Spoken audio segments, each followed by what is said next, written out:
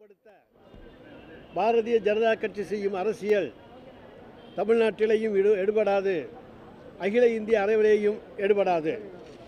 பாரதிய ஜனதாவினுடைய அரசினுடைய சர்வாதிகார பிடியிலே இருந்து இந்தியாவை மீட்க வேண்டும், நாட்டை விடுவிக்க வேண்டும் என்பதற்காக அகில இந்திய அளவிலே அணி திரட்டுவதிலே முக்கிய பங்கு வகித்த இன்றைக்கு வைத்து கொண்டிருக்கிற திராவிட முன்னேற்றக் கழகத்தை தேர்தல் களத்திலே களங்கப்படுத்தி அரசியல் ஆதாயம் பெற்றுவிடலாம் என்று பாரதிய ஜனதா கட்சி இன்றைக்கு ஒரு தப்பு கணக்கு போட்டு கொண்டிருக்கிறது. அதற்கு துணையாக அதிமுகவும் இன்றைக்கு துதிபாடி கொண்டிருக்கிறது. ஒன்றை மட்டும் சொல்லுகிறோம், முன்பெல்லாம் என்ன செய்தார்கள் என்றால் வருமான வரித்துறை, சிபிஐ, அமலாக்கத்துறை போன்றவற்றை வைத்து ஒன்றிய அரசினுடைய விசாரணை அமைப்புகளை அரிசியாக களமிறக்கிவிட்ட பாரதிய ஜனதா கட்சியினுடைய அரசு இன்றைக்கு தமிழ்நாட்டிலே திராவிட முன்னேற்றக் கழக அரசை களங்கப்படுத்த வேண்டும் என்கின்ற நோக்கத்தோடு இப்பொழுது NCBயை களத்திலே இறக்கிவிட்டிருக்கிறது. ஆனால் தமிழ்நாட்டிலே திராவிட முன்னேற்றக் கழக அரசு பொறுப்பேற்றதும் போதைப்பொருள் தடுப்பில் மேற்கொண்ட நடவடிக்கைகளை நீதிமன்றமும் பாராட்டியிருக்கிறது, எல்லோரும் பாராட்டியிருக்கிறார்கள். ஆனால் இன்றைக்கு திராவிட முன்னேற்றக் கழகத்தை NCBயை வைத்துக்கொண்டு மிரட்டி பார்க்கலாம் என்று எண்ணி பார்க்கிறார்கள். அதிலும் குறிப்பாக ஒரு விசாரணை அமைப்பினுடைய NCBயினுடைய விசாரணை அமைப்பினுடைய துணை இயக்குனர் ஞானேஸ்வர் சிங் டெல்லியில் பத்திரிகையாளர்களை சந்திக்கிறார். ஒரு விசாரணை அமைப்பினுடைய ஒரு துணை இயக்குனர் இன்றைக்கு பத்திரிகையாளர்களை சந்திக்கின்றார்.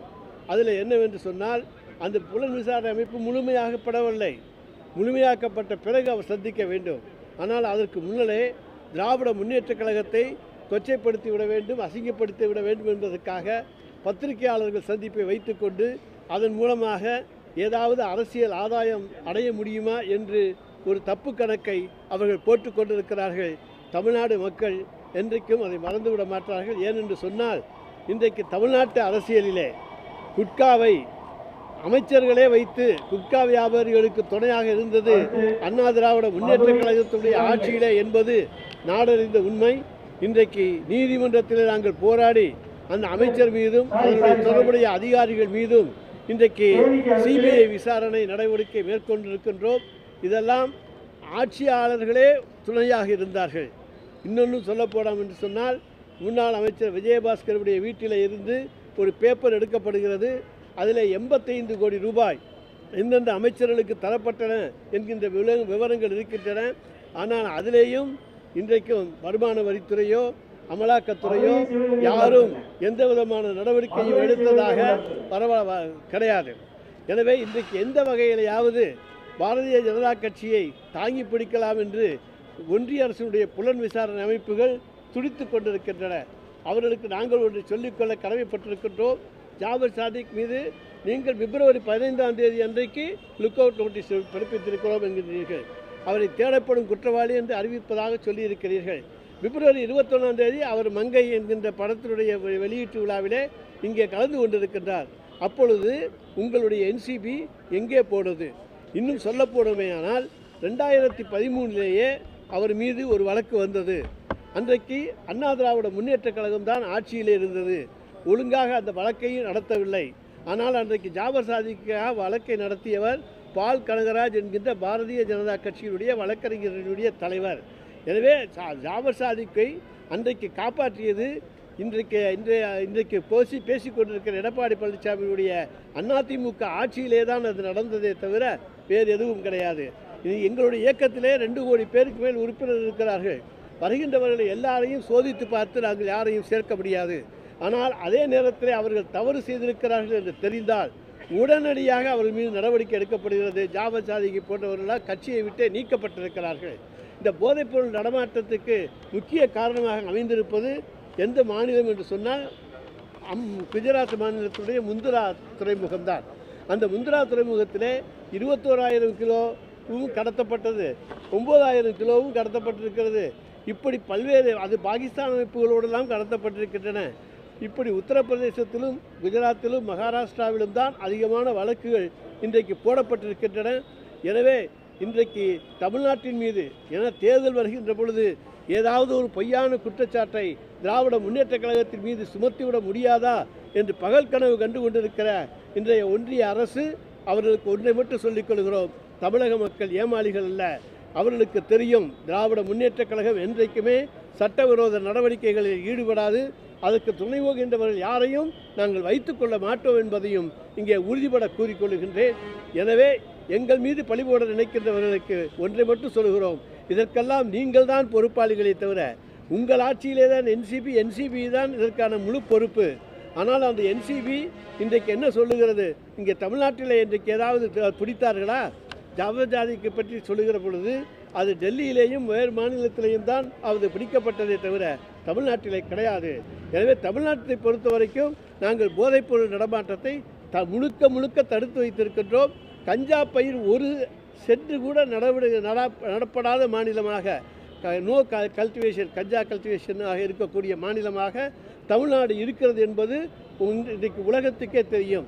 எனவே அப்படிப்பட்ட இடத்தில் இருக்கக்கூடிய நாங்கள் நிச்சயமாக இங்கே போதைப்பொருள் நடமாட்டத்துக்கு உறுதுணையாக எந்த வகையிலும் இருக்க மாட்டோம்.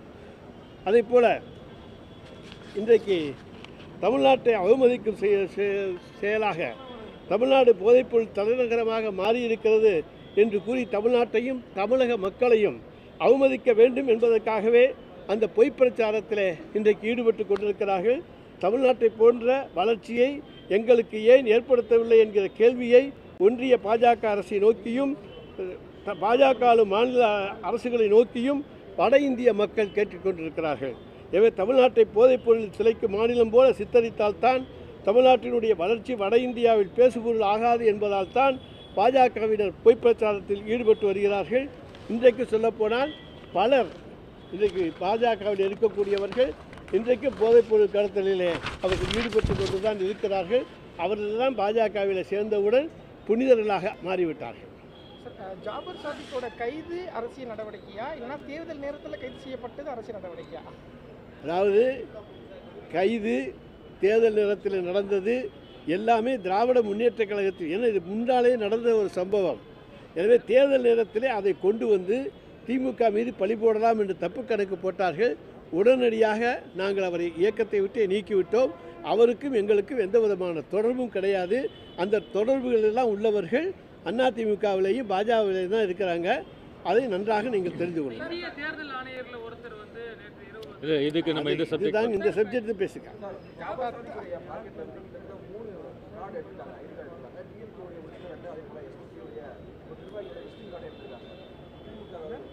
இல்லைங்க, திமுகவில் உறுப்பினராக சேர்ந்தாருங்கிறது சொல்கிறீங்க. நாங்கள் தான் நீக்கிட்டோமே. உடனடியாக எங்களுடைய கவனத்துக்கு கொண்டு வரப்பட்ட உடன் அவர் கட்சியினுடைய அடிப்படை உறுப்பினரிலிருந்தே நீக்கப்பட்டார். சஸ்பெண்ட் செய்யப்படவில்லை, நீக்கப்பட்டார்.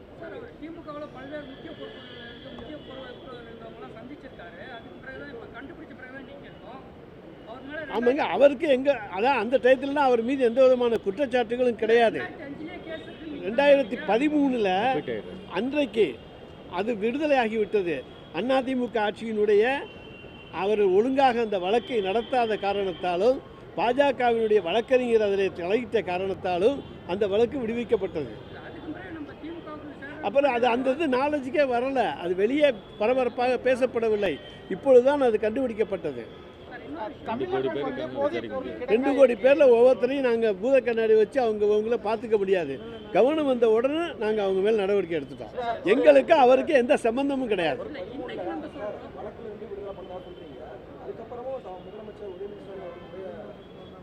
சார், அந்த வழக்கே வெளியே தெரியாமல் நடந்த வழக்கு தான். வெளியே அந்த வழக்கு நடந்தது இப்போ தான் தெரியுது.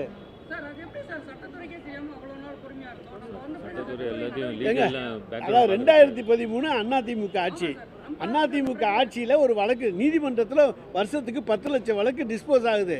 யார் யாரெல்லாம் குற்றவாளி, யார் யாரெல்லாம் நிரபராதி விடுவிக்கப்பட்டாங்கன்னு நாங்கள் நீதிமன்றத்துடைய கணக்கு வழக்குகளை எடுத்து பார்க்க முடியாது. உளவுத்துறை எதுவும் சொல்லலைங்களா சார்? ஒரு முக்கிய பொறுப்பு இருக்கு, அயலகாணியில் ஒரு முக்கிய பொறுப்பு கொடுத்துருக்கீங்க. அதாவது 2 முறை அவர் இப்போ ஒரு கேஸ் இருக்கு இல்லைங்களா, போதைப்பொருள். அதாங்க இப்போ தாங்க புது கேஸு, முன்னால் பழைய கேஸு. அது விடுதலை ஆணுச்சு. அது விடுதலை ஆனதுக்கு அதிமுகவும் பாஜகவும் தான் காரணமே தவிர நாங்கள் அல்ல. அவங்க எங்கே பிடிச்சாங்கங்கிறது நான் அவங்களே தெளிவாக சொல்லலை. அதுக்கு மேலே ப்ரெஸ் மீட்டை வச்சு குழப்புறாங்களே தவிர அந்த ப்ரெஸ் மீட்டே தப்பு, கொடுக்கக்கூடாது. ஒரு டெப்டி டைரக்டர் இன்வெஸ்டிகேஷன் ஸ்டேஜில் அதுவும் என்சிபியில் இந்த மாதிரியான ஒரு ப்ரெஸ் மீட் கொடுத்துருக்காருங்கிறது உண்மையிலேயே கண்டிக்கத்தகுந்த ஒன்றுன்னு வச்சுக்கலாம்.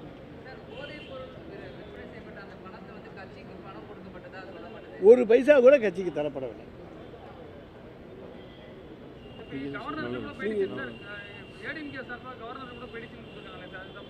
அது அவங்க 2013 நாங்கள் கோட்டை விட்டுட்டோம்னு வேணால் கொண்டு போய் கொடுக்கலாம். எடப்பாடி பழனிசாமி நான் 2013 கோட்டை விட்டுட்டேன், சரியாக கவனிக்கலை அப்படின்னு சொல்லுவாங்க. நாங்கள் எங்களை பொறுத்த வரைக்கும் சட்டபூர்வமான நடவடிக்கைகள் அனைத்தும் எடுக்கப்படும். நிச்சயமாக குற்றவாளிக்கு துணையாகவும் போக மாட்டோம், அவரை காப்பாற்றவும் மாட்டோம், அவருக்கு சட்டத்தின் முன் நிறுத்தி தண்டனை வாங்கி தருவோம். 2013 முடிஞ்சு போன கேஸ் அது என்சிபி, அது மத்திய அரசினுடைய வழக்கு. அவங்க தான் அதை எடுத்து நடத்தணும், நாங்கள் இல்லை. என்சிபி என்பது மத்திய அரசு போடப்பட்ட வழக்கு, அவங்க போட்ட வழக்கு. இது அவங்க தான் திருப்பி எடுத்து நடத்தணும். இப்போ 20 வருஷம் டிலே, இப்போ 10 வருஷம் 11 வருஷம் ஆச்சுன்னு சொல்லி எடுத்து நடத்தணும்னா அவங்க தான் நடத்தணும். அவங்க விட்டுட்டாங்க. சார், இப்போ பல்வேறு பகுதிகளில் போதைப் பொருட்கள் வந்து இப்போ பறிமுதல் செஞ்சுட்டு இருக்காங்க. அதுக்கான என்ன நடவடிக்கை எடுக்கப்பட்டு? இது பல்வேறு பகுதியில் தொடர்ச்சியாக போதைப் சார் தமிழ்நாட்டில் எடுக்கலையே சார். தமிழ்நாட்டில் நாங்கள் போதைப்பொருள் நடமாட்டத்தை அனுமதிக்கவே இல்லையே. தமிழ்நாட்டில் எங்கேயும் எடுக்கலையே. வெளி மாநிலங்களில் தானே எடுக்கிறாங்க. வெளி மாநிலங்கள் எடுக்கிறதுக்கு அந்த மாநிலத்து அரசுகளும் மத்திய அரசு ஒன்றிய அரசு தானே நடவடிக்கை எடுக்கணும். நாங்கள் எப்படி எடுக்க முடியும்? யார் எப்படி எதுக்கு ஆட்சேபனை சொல்ல போகிறோம்? நாங்கள் தான் அவரை எங்களுடைய இயக்கத்திலே இல்லைன்னு நீக்கியாச்சு. மத்திய அரசு வந்து நல்ல தகுந்த சாட்சியங்களோடு அவர் மீது வழக்கு தொடர்ந்தால் மிக மகிழ்ச்சி, அதை செய்யட்டும். சார், இப்போ எதிர்கட்சியில் கேட்கறது என்னன்னா, ஒரு கட்சியில் இருக்கும்போது ஒரு முக்கிய பொறுப்பில் இருக்கிறாரு, இப்படி ஒரு குற்றச்சம்பவத்தில் ஈடுபட்டது வந்து கட்சி தலைமைக்கோ இல்லை அரசுக்கோ யாருக்கு வந்து இப்போ ஒன்றும் இல்லை. நான் இருக்கிறேன்னா நான் என்ன பண்ணுறேங்கிறது வெளியே வர்ற போது தான் தெரியுமே தவிர நிச்சயமா அது வந்து வெளியே தெரியாது. வெளியே உளவுத்துறை அரசு கவனத்துக்கு கொண்டு வரவே தமிழ்நாட்டில் நடக்கலைங்க. தமிழ்நாட்டில் ஏதாச்சும் நடந்திருக்கா? தமிழ்நாட்டில் நடந்திருந்தா தான் அரசினுடைய கவனத்துக்கு வரும். தமிழ்நாட்டில் எதுவும் நடக்கலையே. நடக்காத போது எப்படி நாங்கள் சொல்ல முடியும்? சார், அந்த குற்றச்சம்பவமும் வெளியே வந்தது இப்போ தானே. குற்றச்சம்பவம் முன்னாலே வந்துருந்துச்சுன்னா நாங்கள் அதை உஷாராயிருப்போம். அதனால ஒன்றும் பிரச்சனையே கிடையாது. இங்கே தமிழ்நாட்டில் நடக்கலை, அதனால எங்கள் கவனத்துக்கு வரல.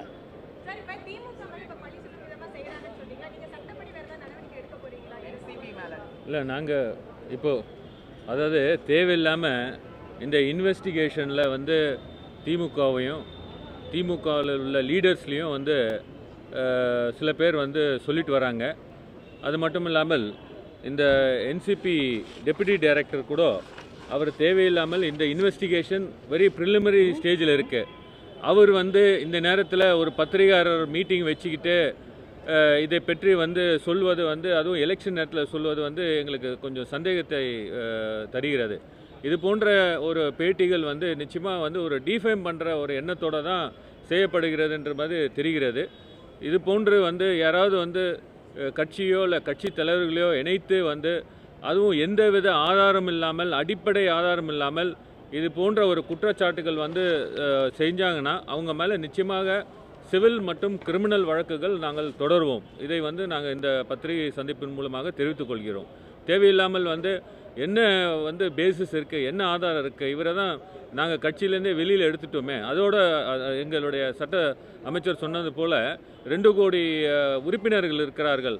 இங்கே என்ன தேர்தலில் போட்டிடுறதுக்கு அந்த மாதிரி பேக்ரவுண்ட் செக்காக செய்ய முடியும்? வராங்க, ஜாயின் பண்ணுறாங்க, அவங்கள பற்றி நியூஸ் வருது, இன்ஃபர்மேஷன் வருது, டிஸ்மிஸ் பண்ணிடுறாங்க, பார்ட்டிலேருந்து டிஸ்மிஸ் பண்ணிடுறாங்க. அப்படி நீங்கள் பார்த்தீங்கன்னா குட்கா வழக்கில் வந்து இவர் விஜயபாஸ்கர் வந்து குற்றஞ்சாட்டணும். அந்த குற்றஞ்சாட்டி இப்போ அவங்களே வந்து குற்றப்பத்திரிகை கொடுத்துருக்காங்க. அவங்க வந்து அந்த நேரத்தில் வந்து அவரோட பதவியிலேருந்து எடுத்தாங்களா? அதே போல் வந்து கவர்னரும் அவருக்கு வந்து அப்ரூவலே கொடுக்கல, கன்சென்ட்டே கொடுக்கல. நாங்கள் நீதிமன்றத்துக்கு, உச்ச நீதிமன்றத்துக்கு சென்று விஜயபாஸ்கர் மேலே மட்டும் இல்லாமல் ரமணா அவர் வந்து சாங்ஷன் கொடுக்காம வச்சுட்டு இருக்காரு கவர்னர் அப்படின்னு சொல்லி நீதிமன்றத்துக்கு சென்று நாங்கள் வாங்கின பிறகு தான் அவங்க வந்து அப்ரூவலே தராங்க. இந்த குட்கா வழக்கில் பார்த்தீங்கன்னா திராவிட முன்னேற்ற கழகம் தான் சிபிஐக்கு டிரான்ஸ்ஃபர் பண்ணணும்னு சொல்லி எங்கள் தலைவர், அப்போது அப்போசிஷன் லீடர், அவர் வந்து சொன்னதன் பேரில் வழக்கு தாக்கல் செய்யப்பட்டு சிபிஐக்கு டிரான்ஸ்ஃபர் ஆகப்பட்டது.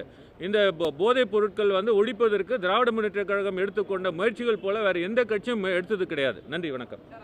உடனுக்குடன் செய்திகளை தெரிந்து கொள்ள சன் நியூஸ் பெல் ஐகானை கிளிக் பண்ணுங்க.